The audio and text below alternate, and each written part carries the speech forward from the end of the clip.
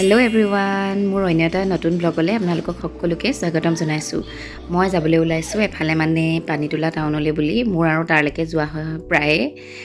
Actually আমাৰ main মটিভটো হৈছে গীতক ফুৰোৱা আৰু লগতে মোৰো দুটামান কাম হৈ যায় সেই চেগতে, মানে তুলসীৰ লগতে কলপতৰ মুক্তি বুলি কয় যে সেয়া। আৰু মই অকণমান আজি মেকআপ কৰিছোঁ, মানে সৰু সৰু একদম চিম্পলকৈ।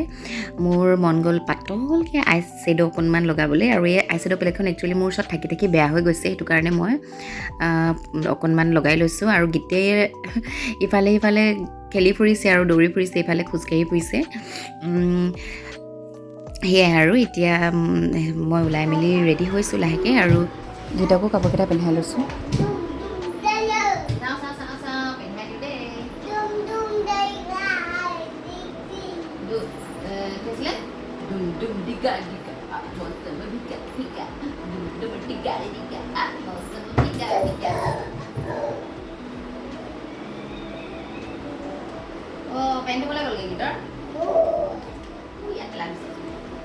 গীতে কি কৰিলে, গীতে এই মোবাইলটো দলিয়াই দিলে। মই য'ত ষ্টেণ্ড কৰি থৈছিলোঁ ই বহুত বেয়া হৈছে, সেইকাৰণে ইয়াক মই ফুফু নিনো। নিম জানো, তুমি ফুফু যাবা? অঁ অঁ, আমি ওলাই মেলি ৰেডি। এইযোৰ নহয়, শুন, তোমাৰ ক্ৰক্সযোৰ ক'ত আছে? ক্ৰক্সযোৰ পিন্ধাকে যোৱা। অঁ মা, নিজে নিজে চেনেল পিন্ধিছে নে কি বাৰু? মই বেহুজে যাম আৰু দেই ভগৱান। আৰু এইফালে মই পালোহি মোৰ টেইলৰগৰাকীৰ ওচৰলৈ। মই দুটা ব্লাউজ ইয়াত চিলাবলৈ দি থোৱা আছিলে, আৰু লগতে মাৰো এটা। আৰু গীতে নহয়, এটা দাদা আৰু এজনী বাক লগ পালে দেই। দুইটাই কি কৰিছে, গীতৰ লগত খেলিছে, কিন্তু গীতে আকৌ অচিনাকি দেখি আঁতৰিহে আহিছে। গীতে মানে অকণমান অচিনাকি পালে সি আনকমফৰ্টেবল ফিল কৰে। আৰু এইফালে মোৰ ভাগৰ ব্লাউজ অলপ মানে আনফিটিং হ'ল, সেইকেইটা ফিটিং কৰি আছে। আৰু এইফালে মোৰ টুকুলু মুনুটোৱে যে কি বিচাৰি ফুৰিছে নহয়, ইফালৰ পৰা সিফালে ঘূৰি ফুৰিছে। আৰু আমি এতিয়া আৰু ঘৰ আহি পালোঁহি। ঘৰ আহি পাই মই ভিডিঅ' নকৰিলোঁ, চাহ তাহ খালোঁ। তাৰপিছত অলপ সময়ৰ পিছতে দিনৰ মাংস অকণমান আছিলে, মানে লোকেল চিকেন অলপমান আছিলে, আৰু সেইখিনি মই এতিয়া বনাই লৈছোঁ। তাৰ কাৰণে মই জিৰা কেইটামান দিছোঁ তেলত, গৰম তেলত। পিঁয়াজ, শুকান জলকীয়া, তেজপাত, আদা নহৰু দিছোঁ। তাৰপিছত শুকান গোটা মছলাও দিছোঁ। এয়া মোৰ মাংসখিনি।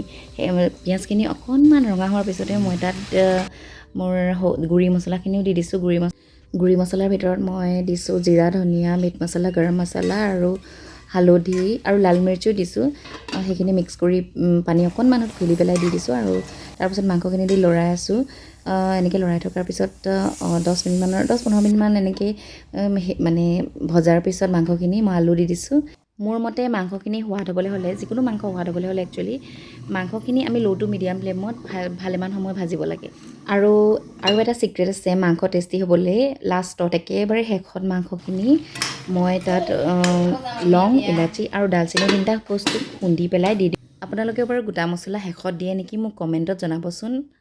মাংসত অকণমান গৰম পানী দি থৈ আহি মই এইফালে গীতক ভাতো খুৱাই আছোঁ, যাতে মোৰ কামবোৰ সোনকালে শেষ হওক। এইফালে পানী জেগা এনেকৈ পৰি আছে, চাবা। এইফালে চোৱা, পানী পৰি আছে। এইফালে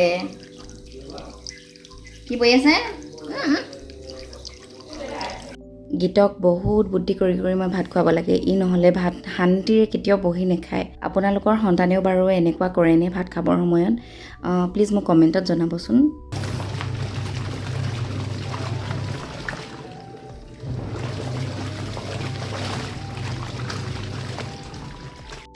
আৰু এইফালে মোৰ মাংসখিনি হ'লেই কিজানি, কেমেৰাটো হাতত লৈ এনেকৈ মই গৈছোঁ মাংসখিনি লৰাবৰ কাৰণে।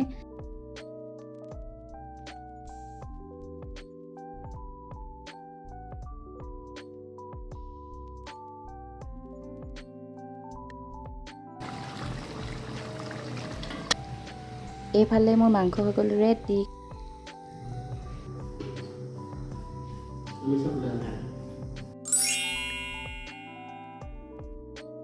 আজি মই মোৰ ভাল লগা কাম এটা কৰিছোঁ। যোৱাকালি ভিডিঅ' কৰা নহ'লে, আৰু ভাত পানী খাই শুই থাকিলোঁ, আৰু এতিয়া কাম বন কৰি আজৰি হৈ প্ৰায় 12 বাজিবৰ হৈছে। এই কামটো কমপ্লিট কৰিয়ে মই ভাত বনাবলৈও যাব লাগিব। মই আজি দুৰ্গা পূজাৰ চিম্পল লুক এটা ক্ৰিয়েট কৰিছোঁ, দুৰ্গা পূজা লুক। আৰু মই ইয়াতে সকলোকে কৈ দিছোঁ মই কোনো ফেশ্বন ব্লগাৰ নহয় আৰু লগতে মই মেকআপ আৰ্টিষ্টো নহয়। মই মাত্ৰ মোৰ ভাল লগা এইটো কাম কৰিছোঁ। আৰু এয়া দেখিছেই নহয়, মই ৰেড কালাৰ শাৰী এখন পিন্ধিছোঁ, চুলিখিনি এনেকৈ মেলি লৈছোঁ। প্ৰথমতে বান্ধি লৈছিলোঁ, কিন্তু মেলিলত মোৰ লুকটো বেছি ভাল লাগিলে, সেইকাৰণে মই চুলিখিনি মেলিয়ে লৈছোঁ। আপোনালোকে জনাবচোন বাৰু মোক কেনেকুৱা লাগিছে আজিৰ এই লুকটোত। গীত শুই থাকোঁতে মই কৰিবলৈ ওলাইছিলোঁ, কিন্তু গীত সাৰ পাই গ'ল যে এতিয়া আৰু উপায় নাই, মই সেইটো কাৰণে এনেকেই কৰি দিছোঁ। এইফালে তাৰ পিছদিনাখন মই ব্লগটো কৰিবলৈ লৈছোঁ আৰু দেখিছে এয়া মাছ দুটা বেচিনত সোমাই আছে। আৰু এই মাছ দুটা আচলতে ধৰিলে আমাৰ ভনী জোঁৱাই, মানে মোৰ নন্দাৰ হাজবেণ্ডে তেওঁ ধৰিলে। আৰু তেওঁ এইখিনি গোটেইখিনি মাছ তেওঁৱে ধৰিছে। এবাৰ খোজকাঢ়িবলৈ গ'ল, লাষ্টত আকৌ পৰিল নহয় সিহঁতি যে মতা। আজিলৈ মই ব্লগটো ইমানতে শেষ কৰিছোঁ। প্লিজ যদি ভাল লাগিছে লাইক, শ্বেয়াৰ এণ্ড ছাবস্ক্ৰাইব কৰিবলৈ নাপাহৰিব।